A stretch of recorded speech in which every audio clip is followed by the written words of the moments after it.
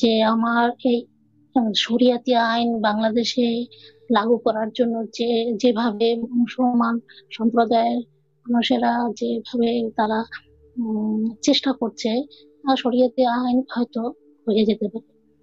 আর তার সাথে আমি একটা কথা বলছি, শরিয়াতি আইনের আগে মানে আহ হযরত মুহাম্মদ বলেছেন যে পৌত্তলিক, পৌত্তলিক কথাটা আমার ভালো লাগে না, কারণ আমরা পুতুল পুজো করি না। আমরা পুতুলকে একটা শ্রদ্ধার চোখে দেখি এবং তাকে প্রতিমা বলা হয়, প্রতিমা বানিয়ে আমরা পুজো ঈশ্বরকে। এটা তো আমার মনে হয় কোনো খারাপ কিছু না, যেটা হযরত মুহাম্মদ খুব খারাপ ভাবে দেখেছে যে পৌত্তলিক প্রথা। আমরা প্রকৃতিকে পুজো দিতাম, প্রকৃতিকে ভয় পেতাম, প্রকৃতির ব্যাপারে আমরা কিছু আমাদের কোনো জ্ঞান ছিল না, মানে আমাদের বলতে আমাদের 1000 বছর, 5000 বছর আগের পূর্বপুরুষদের জ্ঞান ছিল না। সেই সেই প্রথা ধরে তারা যে কাজটা করে আসতো আমরাও তাই করতাম। তাই হোক, পৌত্তলিক দের তারা কুত্তা বিলাই তাদের থেকেও নিকৃষ্ট, এই কথাটা যদি ওনারা বলেন। তারপরে কাফের, আমরা কাফের, কাফেরদের হত্যা করা, এত এত কিছু করতে পেরেছেন উনি। আর তাদের যে অনুসারী যা তাদের তার নামে যারা ধর্ম প্রচার করে, তারা কি একটু মানবিক নন? যে এই এই কথাগুলো বলার জন্য তারা একটু যে না এটা ঠিক হয়নি, সত্যি এই যে ভুল স্বীকার করা, সেটা তো কোনোদিনই করবে না, আর করেনও। কিন্তু এই শরিয়াতি আইন লাগু হলে এই মনোভাব নিয়ে আমরা কি বেঁচে থাকতে পারবো? বাংলাদেশে কি আমরা থাকতে পারবো? 29% থেকে এখন 8% আছে। আমার আমার কাকু 71 সালে যে যুদ্ধ হয়েছে, পাশের বাড়ির মুসলমান এসে, আরো লোক এসে, তখন আমরা ছোট ছোট খেতে বসেছে সারা রাত, জঙ্গলে লুকিয়েছিল, সকালে ভোরবেলায় এসেছে খেতে, সেই সময় মেরে ফেলেছে। বহু অত্যাচার, বহু অত্যাচার। এরপর ভালোবাসাটা, তাদের কথা শুনলে সত্যি আতঙ্ক আমাদের এখনো আসে। আবারও শুন যে এনারা, ওনার হযরত মুহাম্মদ নামে কিছু বলতে পারবো না, কিছু বলবো না, কিন্তু উনি আমাদের কেন বলছে কুত্তা বিলাই? কুত্তা বিলের থেকেও খারাপ, এটা কেন বলছে? আমরা কি তাদেরকে কিছু বলতে গেছি? কোথাও লেখা আছে যে হযরত মুহাম্মদ কুত্তা বিলাই? আমাদের কেন বলছে? উনি ওনাকে বললে পরে যদি অপরাধ হয়, তা উনি যদি আমাদের বলে, তাহলে উনি কি অপরাধ করেননি? অবশ্যই এইটা অবশ্যই আমি একটু আপনি জানতে আপনি একদমই সঠিক বলেছেন যে শরীয়তি আইন যদি বাংলাদেশে আসে তাহলে তো আরো ভয়ঙ্কর অবস্থা হবে। এবং কোরআনে আসলেই বলা আছে, কোরআনে বলা আছে সূরা 98 এর 6 নম্বর আয়াতে বলা আছে যে অমুসলিমরা হচ্ছে নিকৃষ্টতম জীব। মানে কুত্তা বিলাইও বলা হয় নাই, কুত্তা বিলাই থেকে খারাপ বলা হয়েছে। কুত্তা বিলাই শিয়াল শকুন সবকিছুর থেকে খারাপ হচ্ছে অমুসলিম, মানে পৌত্তলিকরা। যারা আহলে কিতাবদের মধ্যে যারা কাফের এবং যারা পৌত্তলিক তাদেরকে বলা হয়েছে। এটা অত্যন্ত জঘন্য কথা, জঘন্য ঘৃণ্য আয়াত। এটা হচ্ছে মানুষের ভিতরে ঘৃণার সৃষ্টি করে, মানুষের ভিতরে বিভেদের সৃষ্টি করে। অবশ্যই আপনার সাথে আমি এই বিষয়ে একমত। সেই সাথে এটাও বলতে চাই যে ভারতে কিন্তু যুগের পর যুগ ধরে ব্রাহ্মণ্যবাদীরাও ঠিক একই রকমের অত্যাচার নির্যাতন চালিয়েছে। ব্রাহ্মণ্যবাদীরা কিন্তু জাতপাতের নামে, তারপরে সতীদাহ প্রথার নামে নিদারুণ নিষ্পেষণ, নিদারুণ নির্যাতন চালিয়েছে, এখনো চালিয়ে যাচ্ছে। যেটা হচ্ছে গিয়ে ভারতের যারা দলিত আছে তাদের উপরে কিন্তু ব্রাহ্মণরা এখন পর্যন্ত নির্যাতন চালিয়ে যাচ্ছে।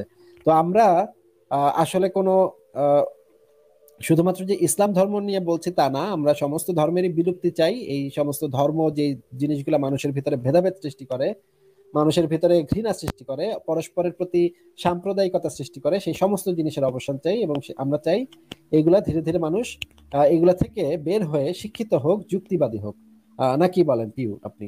হ্যাঁ, হাসিফ ভাই, আপনি এই কথাটা ঠিকই বলেছেন।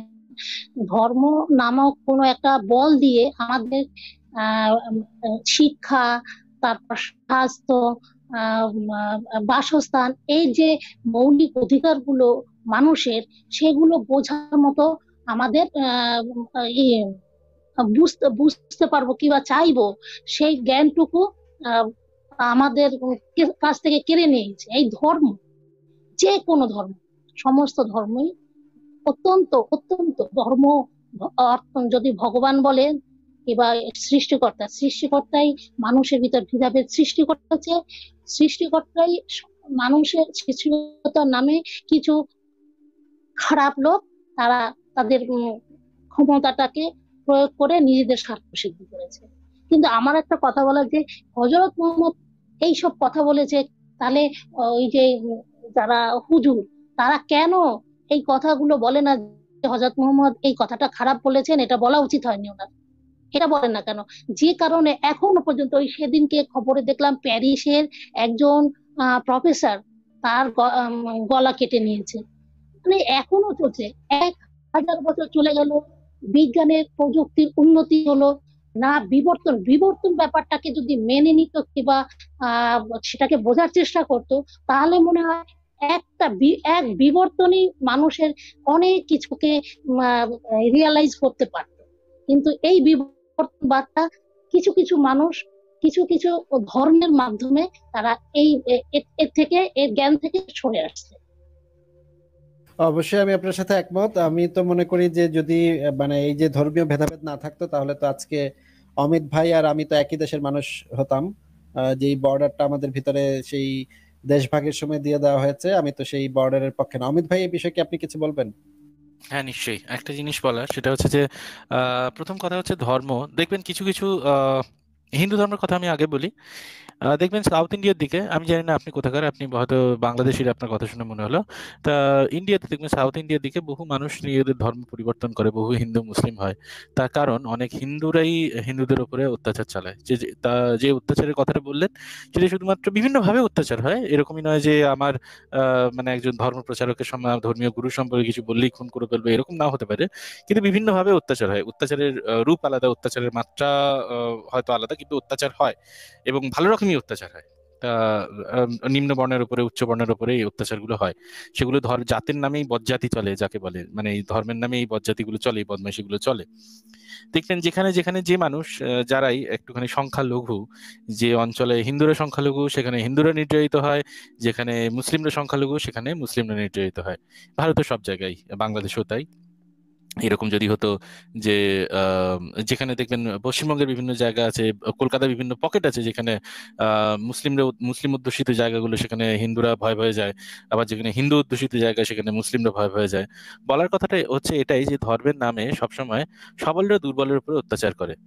একটা আমাদের এই, আমি যেখানে থাকি সেখানেই একটা একজন ভদ্রলোক, সে নিরীহ বেচারা ভদ্রলোক, এই লকডাউনের সময় এই আলু লেলো, পটল লেলো, এমনি করে পটল বলে না হিন্দিতে, ওই কি বলে, কান্দা লেলো, এরকম বলে ঢুকেছে আর কি। তা তাকে কয়েকজন মিলে ঘিরে ধরে তাকে খুব পিটিয়েছে। তার ওই যে ইয়েগুলো এনেছিল, সবজি টবজিগুলো এনেছিল, সেগুলো সব ফেলে টেলে দিয়েছে, পুরো নষ্ট করে দিয়েছে। তা সে হাউ হাউ করে রাস্তার ধারে বসে কাঁদছে। কি তার অপরাধ কি? সে একজন মুসলিম। তা সে বেচারা মুসলিম, সে ওই আলু লেলো, কান্দা লেলো, এরকম করে এসে, তা এসে ওখানে আহ, ওই ঢুকেছিল আর কি, একটা হিন্দু অধ্যুষিত এলাকায় ঢুকেছিল। তা তাকে রীতিমতো মানে মেরেছে। সে রাস্তার ধারে ড্রেনের কাছে বসে হাও হাও করে কাঁদছে, বলছে যে আমার আর কিছু, মানে শেষ সম্বল, এই তো করোনার চক্করে এরকম হয়েছে, শেষ সম্বল। তা তারপরে তার কি হলো সেটা আমি জানি না, আমিও তো সেরকম মানে তারপরে দেখলাম যে কয়েকজন এসে তাকে সান্ত্বনা দিচ্ছিল। আমি জানি না, আমি তো পাশ কাটিয়ে চলে এলাম। তা যাই হোক, তো বলার কথা হচ্ছে এটাই যে অত্যাচারিত সব জায়গায় হচ্ছে, সবসময় হচ্ছে, ধর্মের নামেই হচ্ছে সেটা, বিশেষ করে ধর্মের নামে হচ্ছে। আমি সত্যি, আমার খারাপ লাগে যে এই যে আসিফ ভাই যে কথাটা বললেন, মানে একদম মানে সত্যি মানে এটা খুব মানে খারাপ লাগা একটা জায়গার কথা বললেন, যে মানে ধর্ম যদি না থাকতো, আমরা হয়তো একই দেশের মানুষ হতাম। আমার হয়তো মানে আসিফ ভাইয়ের সাথে দেখা করতে যেতে হয়, আমাকে হয়তো ভিসা নিতে হতো না, যে হয়তো গিয়েই দেখা করতে পারতাম। আহ মানে হঠাৎ একদিন সকালবেলা চলে যেতে পারতাম আর কি, এরকম কোনো ইয়ে করতে হতো না। তা সেটা হয়নি। সেটা আমাদের আমাদের ভাষা এক, আমাদের হয়তো আমরা একইভাবে কথা বলি, জামা কাপড় একই রকম ভাবে পরি, আমাদের ইয়েটা ছিল। কিন্তু দেখুন, এই ধর্মের জন্য আমরা আলাদা। এবং দেখবেন এই বাংলাদেশ পাকিস্তান, সরি, ভারত বাংলাদেশ এখন যে ইয়েটা হয়, তাতে বাংলাদেশ জিতলে বাংলাদেশের লোকেরা ভারতকে কিস্তি মারছে, আর বাংলাদেশের ইন্ডিয়ার লোকেরা বাংলাদেশকে গালি দিচ্ছে, অনেক কথা বা খারাপ খারাপ কথা বলে, অনেক কিছু বলেই গালি দিচ্ছে। এগুলো তো হচ্ছে, কিন্তু এগুলো কেন হচ্ছে? ধর্মের জন্যই হচ্ছে। এই ধর্ম যে ব্যবসাটা দেখছেন, এই ধর্ম ব্যবসাটা এইভাবে রাখাটা একটা এই ধর্ম ব্যবসাটা এখন দেখা যাচ্ছে আরো বেশি আসছে। তার কারণ একটা রাজনৈতিক একটা ইয়ে আছে তার মধ্যে একটা উদ্দেশ্য আছে। দেখা যায় যে ভারত পাকিস্তানের মধ্যে যুদ্ধ থাকলে এই ভারতের যে ভারতীয়, মানে ভারতের ভেতরে যে সমস্ত ইয়েগুলো, সেগুলো আমরা অতটা খেয়াল করি না, যে কতজন শিক্ষিত, কজন শিক্ষিত নয়, কজন খেতে পাচ্ছে, কজন খেতে পাচ্ছে না, সেইগুলো আমরা খুব একটা দেখি না। আমরা দেখি কি, যে এই যে সার্জিক্যাল স্ট্রাইক করলো, পাকিস্তানকে দাঁত ভাঙা জবাব দিল, এইরকম একটা ব্যাপারই দেখি। তা আমি একজন মানুষের কাছে আমি একজন শুনেছিলাম, আমার একটা বন্ধু বলছে যে ভারত খেলতে পারুক না পারুক তাতে কিছু যায় আসে না, সব কটা ম্যাচে হারুক কিছু অসুবিধা নেই, পাকিস্তানের সাথে যেন ম্যাচে যেতে, এরকম একটা ব্যাপার, মানে এরকম একটা চিন্তাধারা, বাংলাদেশের সাথে যেন যেতে, তাদের এরকম একটা চিন্তাধারা। বলার অর্থ হচ্ছে এটাই যে এই ধর্ম সমস্ত দিকই আছে, মানে সব দিকই আছে, এবং এই ধর্ম যেখানেই মাথা ছাড়া দেয় তারা তারা মানে এখানে সেই ধর্মের যখনই একটা ইয়ে হয় তখনই তারা অপর মানুষকে, অন্য ধর্মের মানুষের উপরে অত্যাচার করে। দেখবেন হিন্দুরাও কয়েকজন খ্রিস্টান মিশনারিকে সাউথ ইন্ডিয়াতে মানে জ্যান্ত পুড়িয়ে দিয়েছে। খ্রিস্টানরাও যে একবারে ধোয়া তুলসী পাতা তা নয়, তারাও হিন্দুদেরকে যখনই দেখে কাতে পায় তাদেরকেও তার উপর মারপিট করে, এরকম তো করেই, মুসলিমরাও করে, আপনি নিজেই বললেন। হিন্দুরাও কিন্তু করে, সেটাও আপনি দেখতে পাবেন অনেক গল্পতেই দেখতে পাবেন, অনেক জায়গায়, মানে গল্প না, মানে অনেক খবরের কাগজেই দেখতে পাবেন। দেখুন এটা যদি না করে, যদি ধর্ম যদি না থাকতো, হয়তো আমরা পাশাপাশি বসবাস করতাম, এবং আমরা হয়তো দেখতাম না যে একটা মানুষ দুস্থ, তার ধর্মীয় পরিচয়টা হয়তো আমরা দেখতাম না, আমরা হয়তো মানুষ হিসেবে জাস্টিফাই করে তাদেরকে সাহায্য করতাম। বলার কথা এটাই যে এই ধর্মটা একটা এক্সপায়ার্ড মেডিসিনের মতো, এই ধর্মের আর কোনো ইয়ে নেই, এই ধর্মটাকে তুলে ফেলাটাই সব থেকে ভালো। অত্যাচারী মানে সে যে ধর্মই হোক, হিন্দু ধর্মই হোক, মুসলিমই হোক, যে কোনো ধর্মই হোক, এই ধর্মের গণ্ডি সেটাকে তুলে ফেলাই সব থেকে ভালো। দ্যাটস অল, আর কিছু বলার নেই। অনেক থ্যাংক ইউ ধন্যবাদ অমিত অমিত ভাই। ভাই। হ্যাঁ প্রিয় আপু, আপনাকে তাহলে আমরা এখন বিদায় জানাই, আমরা কোনো অন্য হ্যাঁ, কাউকে যুক্ত করি। আপনাদের সবাইকে আমার আন্তরিক অভিনন্দন জানাই। আর ভালো লাগলো, খুবই ভালো লাগলো। অমিত স্যার আছেন, উনি ডক্টর, খুব সম্ভবত স্যার না, উনি আমি স্যার হলো না, নাকি। আমি স্যার না, আমি অমিত, আমি নাম ধরেই রাখতে পারেন, আমি স্যার না। হ্যাঁ, ঠিক এই মানে আমরা তো ডক্টরকে স্যারই বলি। যাই হোক, ঠিক আছে। উনি ডক্টর, বোঝাই বোঝাই গেল না কথায়। খুব খুব ভালো লাগলো। ভালো থাকুন আপনারা সবাই। ঠিক আছে। হ্যাঁ আপনাকে অনেক ধন্যবাদ, ভালো থাকবেন। আপনাকে আমাদের সাথে আছে মোহাম্মদ ছিল নিষ্পাপ। বলেন ভাই, মোহাম্মদ ছিল নিষ্পাপ, আপনি বলেন ভাই। মোহাম্মদ যে নিষ্পাপ ছিল এটি আপনি স্বীকার করেন? এটা কেমন কথা ভাই? এটা কিভাবে স্বীকার করব? হিটলার যে নিষ্পাপ ছিল সেটা আপনি স্বীকার করেন? হ্যাঁ, করি। আচ্ছা তো করেন গিয়ে, তাতে আমার কি? মোহাম্মদকে যদি আপনি অনৈতিক বলেন, সে একটি কিসের ভিত্তিতে বলেন? ভাই কি মানুষকে অনৈতিক বা মানে খারাপ কিসের ভিত্তিতে বলে? আমি তো কোনো ভিত্তি দেখি না। ভিত্তি না দেখলে আপনি সেটা নিয়ে বসে থাকেন। আপনি কিসের ভিত্তিতে বলেন সেটা একটি প্রশ্ন। প্রশ্নের বিপরীতে প্রশ্ন করতেই পারেন, কিন্তু সেটি উত্তর হয় না। ভাই আপনাকে যে আমি উত্তর দিতে বাধ্য, সেটা কি আমি কোথাও লিখিত দিয়েছি? না, আপনি তো একটা অবশ্যই না। আপনি আপনি তো উত্তর একটা না আপনি তো দিতেই একটা পারেন, উত্তর না দিতে আপনি বলে তো দিবেন একটা না। আপনি তো একটা খ্রিস্টান ভেড়া, তাই না? আপনি একটা খ্রিস্টান ভেড়া না, যে যে হচ্ছে গিয়ে আপ- খ্রিস্টান আপনি ধর্মের আপনি খ্রিস্টান আপ- ধর্মের লুঙ্গি আমার যখন দাবি আমি পরিধান আমার করি, দাবি মোহাম্মদ খ্রিস্টান নিষ্পাপ, ধর্মের সেই বিষয়ে খ্রিস্টান ধর্মের লুঙ্গি একদিন খুলে দিয়েছিলাম আমরা। আপনার আমি খ্রিস্টান ধর্মের লুঙ্গি দাবি একদিন করছি খুলে দিয়েছিলাম মোহাম্মদ ছিল আমরা সবাই মিলে।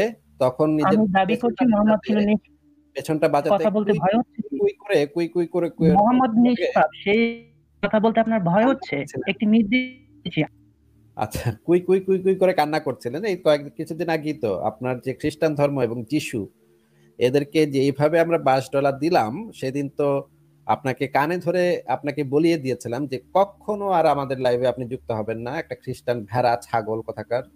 আপনি হচ্ছেন একটা মানে নিম্নমানের ছাগল। মুমিনদেরও তো একটা মিনিমাম লেভেল আছে, আপনার তো কোনো লেভেলও নাই। আপনি তো একটা খ্রিস্টান ধর্ম প্রচারক, আপনি জায়গায় জায়গায় খ্রিস্টান ধর্ম প্রচার করতে আসেন। খ্রিস্টান ধর্মের মতো মানে ফালতু ধর্ম আর পৃথিবীতে আর কয়টা আছে? আপনারা মানে খ্রিস্টান ধর্ম প্রচার করতে আসেন। আপনার নাম হচ্ছে মাইকেল অপু মন্ডল। আপনি বিভিন্ন জায়গায় গিয়ে খ্রিস্টান ধর্ম প্রচার করেন, এবং আপনি আহ, খ্রিস্টান হয়েছেন আমেরিকা যাওয়ার উদ্দেশ্যে। আমেরিকার একজন সাদা চামড়ার মেয়ের সাথে আপনার বিয়ে হয়েছে, এবং আপনি খ্রিস্টান হয়েছেন আমেরিকা যাওয়ার উদ্দেশ্যে। মানে ব্যাপারটা খুবই ডিসগাস্টিং একটা ব্যাপার, যে মানে মানুষ ধর্ম পরিবর্তন করে, মানে আমেরিকা যাওয়ার লোভে ধর্ম পরিবর্তন করে। বিষয়টা খুবই ডিসগাস্টিং। তার ঠিক আছে, আপনার অধিকার, আপনি ধর্ম পরিবর্তন করতেই পারেন, কিন্তু পুরো বিষয়টা একটা ডিসগাস্টিং ব্যাপার। কিন্তু সবচেয়ে দুঃখজনক ব্যাপার হচ্ছে আপনি আপনি যেটা করেন সেটা হচ্ছে ইসলাম ধর্মের অনেক, আপনার ইউটিউব চ্যানেলে আপনি ইসলাম ধর্মকে অনেক গালিগালাজ করেন, কিন্তু খ্রিস্টান ধর্মকে নিয়ে কিচ্ছু বলেন না। এই হচ্ছে মানে আপনাদের হিপোক্রেসি। আপনারা হচ্ছেন, আপনাদের ডাবল স্ট্যান্ডার্ড। আপনারা হচ্ছেন খ্রিস্টান মুমিন, আপনারা খ্রিস্টান ধর্ম প্রচার করেন। আপনাদের খ্রিস্টান ধর্ম একটা ফালতু ধর্ম। আপনাদের যীশু খ্রিস্ট তো একটা মানে থার্ড ক্লাস লোক। মানে আপনাদেরকে মানে সুযোগ দেওয়ারই তো কোনো অর্থ নাই। এবং আপনাকে গত ইসে বলেও দিয়েছিলাম যে আপনি আর কখনো আমাদের লাইভে যুক্ত হবেন না। কারণ আপনি সেদিন চরম ভাবে ধরা খেয়েছিলেন এবং আপনি কোনো প্রশ্নের উত্তর দিতে পারেননি। বাইবেল থেকে ধরে ধরে ধরে ধরে আপনাকে বাঁশ মারা হয়েছিল, আপনাকে এবং আপনার ওয়াইফকে দুজনকেই দেয়া হয়েছিল ওই দিন। ভাই আপনার ভাই লজ্জা শরম বলতে কিছু নাই। আচ্ছা, আরেকজনকে যুক্ত। এই যে সাম্প্রতিক যে দর্শন নিয়ে যে আলোচনাটা হচ্ছে সারা দেশে, এবং কেউ দর্শনের জন্য শাস্তির দাবি হিসাবে ফাঁসি বলতেছে, তো ফাঁসি দিলেই কি দর্শন কমে যাবে? এখন অনেক অনেক দর্শক আছে, এমনও মানসিকতার মানুষ আছে যারা সুযোগের অপেক্ষায় থাকে। অর্থাৎ এমন শিশুকে ধরে বা শারীরিক দিক থেকে ওই মেয়েটি অক্ষম, তো সুযোগে সেই সময়ে উত্তেজনায় মুহূর্তে তার উপর ঝাঁপিয়ে পড়ে।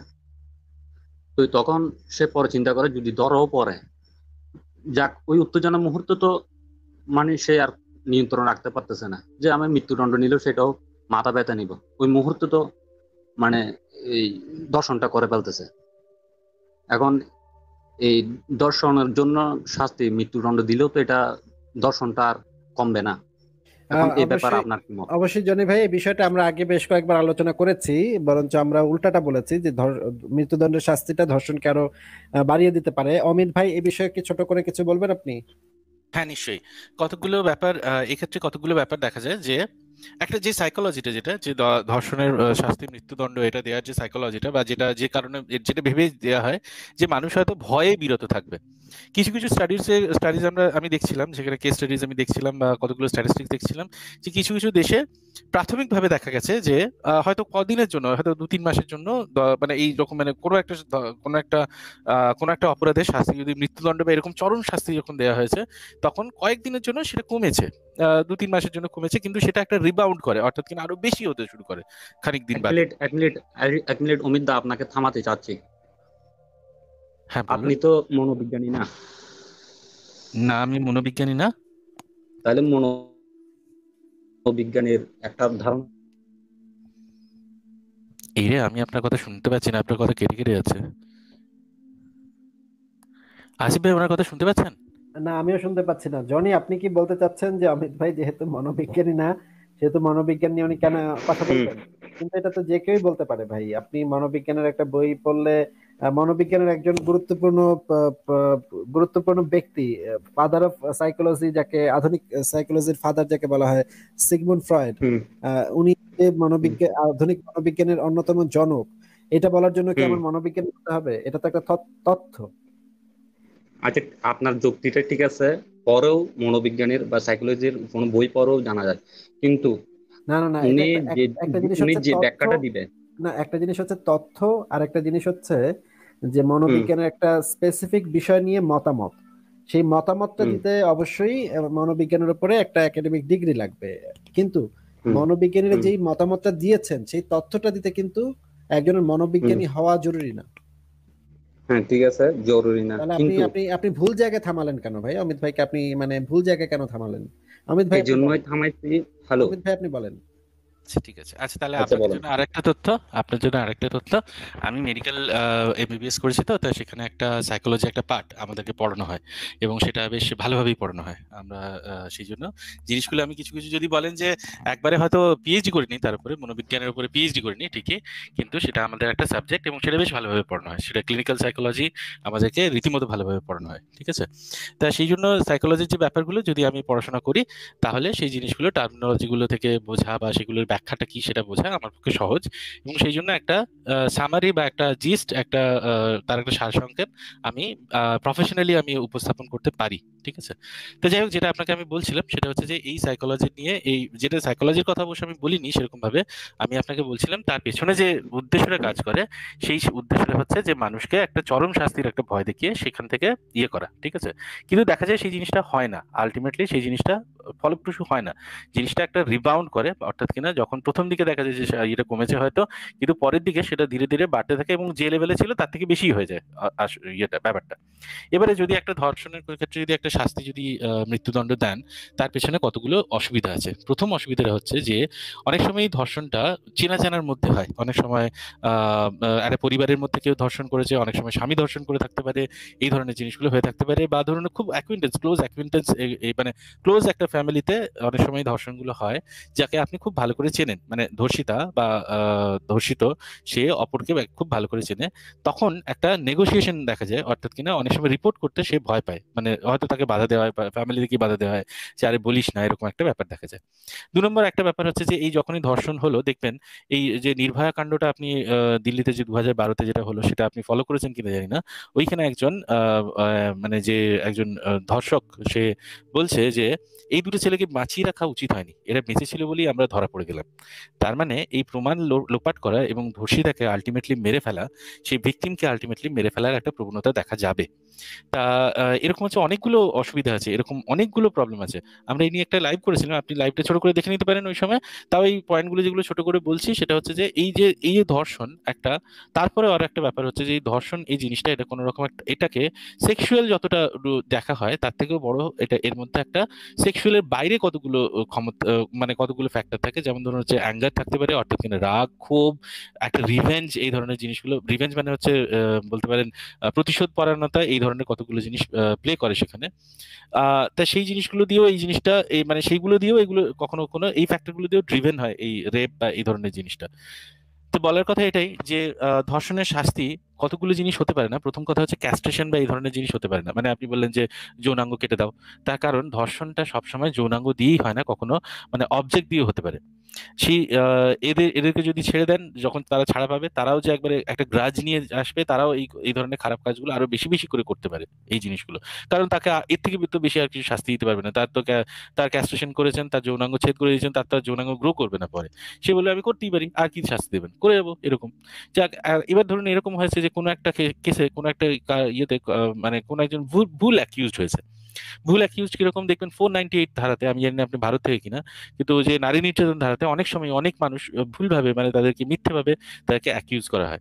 তাহলে এই ক্ষেত্রে যদি আপনি শাস্তি দিয়ে দেন মৃত্যু, সেক্ষেত্রে কিন্তু এটাকে আর রিভার্স করতে পারবেন না, তাকে আবার বাঁচিয়ে ফিরিয়ে এনে তার ইয়েটা মানে তাকে আর ক্ষমা চাইতে পারবেন না ব্যাপারটা। তার মানে বলার কথা এটাই যে একটা চরম শাস্তি দেওয়ার থেকেও সব থেকে ভালো হচ্ছে যেটা, তাকে আপনি একটা মানে তার যে কি কারণে সে ধর্ষণ করছে, এই কারণটা আপনি খুঁজে বের করতে পারেন, তাকে রিহ্যাবিলিটেট করতে পারেন, অর্থাৎ তাকে সংশোধন করতে পারেন। তাকে যে শাস্তি দেবেন না আমি সেটা বলছি না, একেবারেই আমি এরকম বলছি না যে তাকে শাস্তি দেবেন না।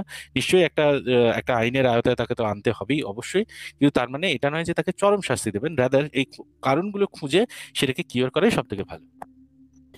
অমিত ভাই, এখানে আমি প্রাসঙ্গিক ভাবে একটা কথা আপনাকে একটু বলতে চাই, আপনাদের সবাইকে বলতে চাই। আপনারা কি এই সিনেমাটা দেখেছেন কেউ? না, দেখি নাই। 376। অমিত ভাই, আমি আপনাকে অনুরোধ জানাবো এই সিনেমাটা আপনি একটু সার্চ করে একটু দেখবেন। এই সিনেমাটা আচ্ছা, ঠিক আছে, 376D। ওকে। হ্যাঁ, আমার কাছে খুবই মানে খুবই দারুণ একটা সিনেমা। কনসেপ্টটা দারুণ, অভিনয়ের কথা আমি বলবো না, কিন্তু সিনেমার যে আইডিয়াটা, ভেতরের যে যে মেসেজটা দেওয়া হয়েছে, সেটা আমার কাছে খুবই দুর্দান্ত মনে হয়েছে। মানে ছোট করে ঘটনাটা একটু বলে দিই তাহলে। দুইটা ছেলে, একটা ছেলে তার গার্লফ্রেন্ডকে কনভিন্স করার জন্য, জন্মদিনে গিফট করার জন্য, মহিলা হোস্টেলে থাকে, তো তো ছেলে করেছে কি, মেয়েদের পোশাক পরে মহিলা হোস্টেলে ঢুকবে আর কি, বান্ধবীকে, প্রেমিকাকে মানে জন্মদিনের কেক দেওয়ার জন্য। তো দুই ভাই মিলে মেয়েদের জামা কাপড় পরেছে এবং মেকআপ দিয়েছে, মেকআপ দিয়ে একদম মেয়েদের মতো হয়ে তারা গেছে হচ্ছে মেয়েদের হোস্টেলে। এখন মেয়েদের হোস্টেলে ঢুকে মেয়েটাকে প্রপোজ করার সবকিছু করার পরে ওরা বের হয়েছে, বের হয়ে রাস্তায় সেলফি তুলতেছে। এর মাঝখানে একটা মাইক্রোবাসে সে দুইটা মেয়েকে ভেবে তাদেরকে তুলে নিয়ে তাদেরকে রেপ করার চেষ্টা করতেছে। মানে কিরকমের একটা অবস্থা চিন্তা করেন, যে মেয়েদের অবস্থা কোথায়, যে দুইটা ছেলে যারা মেয়ে সেজে বের হয়েছে তাদেরকে ধরে মানে মাইক্রোবাসের ভিতরে জাপটা শুরু করে দিয়েছে। তো এইটা নিয়ে পুরো ইয়ার সিনেমাটা, এবং তাদেরকে খুবই মারাত্মক ভাবে জখম করে। শেষে তারা মানে গ্যাং রেপ অ্যাটেম্পট এই বিষয়ে মামলা করতে যায়, কিন্তু পুলিশ তাদের মামলাটা নেয় না, কারণ পুলিশ বলতেছে যে ধর্ষণ তো মেয়েদের সাথে হয়, তোমরা ছেলে মানুষ, তোমাদের সাথে কি ধর্ষণ হবে, বা ধর্ষণের অ্যাটেম্পটই বা কিভাবে হবে, এটা তো সম্ভবই না, তোমরা তো ছেলে। এবং তাদের অনেক কাঠখড় পোড়াতে হয়, কাঠখড় পুড়িয়ে তারপর শেষ পর্যন্ত তারা মামলাটা আদালতে উঠাতে পারে অনেক কষ্ট করে। মানে সিনেমাটা খুব ইন্টারেস্টিং, আপনি দেখেন, আপনারা সবাইকে আমি বলবো সিনেমাটা আপনারা একটু দেখেন। আচ্ছা, আমাদের সাথে ফারাজ ভাই চলে এসেছেন, আর একজন আছেন কোরআনের আলো। ফারাজ আচ্ছা ভাই, আপনি আসিফ কি ভাই, আছেন আমাদের সাথে? হ্যাঁ, অমিত ভাই আসিফ ভাই, বলেন। ফায়েজ ভাইয়ের কাছে যাওয়ার আগে আমি একটা জিনিস আপনাকে বলি, সেটা হচ্ছে এই 376D, এটা ইন্ডিয়ান পিনাল কোডে, এইটা হচ্ছে গ্যাং রেপের ইয়েটা, মানে এটা হচ্ছে গ্যাং রেপের ডেসক্রিপশন আর তার পানিশমেন্টের কথা বলা হয়েছে। তো ওখানে ওই ইয়েটাতে বলছেই, ওই আমি সিনেমাটা অবশ্যই দেখিনি, কিন্তু ডেসক্রিপশনে বলছে এই যে আইপিসিটা, সেখানে বলছে where a woman is raped by one or more person constituting a group or acting in furtherance of a common intention. Each of these persons shall be deemed to have committed the offense of rape and shall be punished. ওকে, তো এখানে এখানে কিন্তু দেখুন এই ইয়েটাতেও কিন্তু ওয়্যারে ওমেনের কথাই বলছে, মানে আইপিসি 376D তে এখানে কিন্তু ওমেনের কথাই বলছে, এরকম নয় যে কোনো ম্যান বা এরকম জেন্ডার নিউট্রাল কোনো টার্ম কিন্তু ইউজ করেনি এখানে। হ্যাঁ হ্যাঁ, এইটা নিয়েই তো, এই জিনিসটা নিয়ে যে কেন শুধুমাত্র মেয়েদের ক্ষেত্রে, কেন এটা তো সবার ক্ষেত্রে থাকা উচিত, যে যে কেউই তো ধর্ষণের বা ধর্ষণের অ্যাটেম্পটের শিকার হতে পারে, ধর্ষণ বা ধর্ষণ অ্যাটেম্পটের শিকার হতে পারে। এটা তো জেন্ডার নিউট্রাল থাকা উচিত ছিল আইন।